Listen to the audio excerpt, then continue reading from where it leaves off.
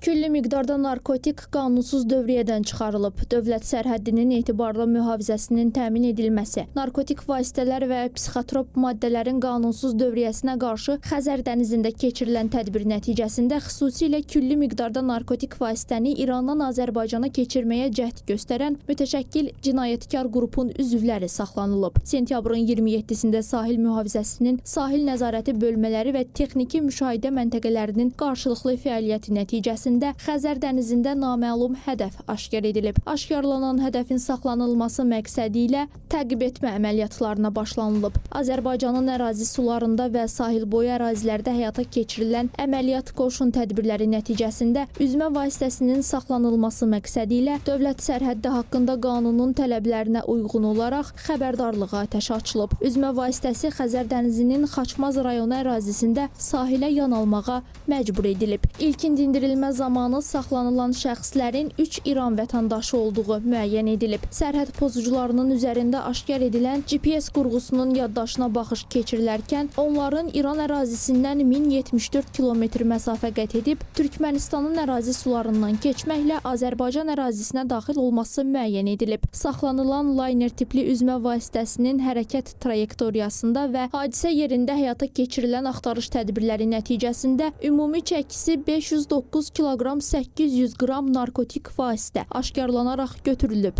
Əməliyyat tədbirlərinin davamı nəticəsində hadisə yerində Niva markalı nəqliyyat vasitəsində 4 nəfər Azərbaycan vətəndaşı da şübhəli şəxs qismində saxlanılıb. Fakt üzrə baş prokurorluqla birgə əməliyyat istintaq tədbirləri davam etdirilir.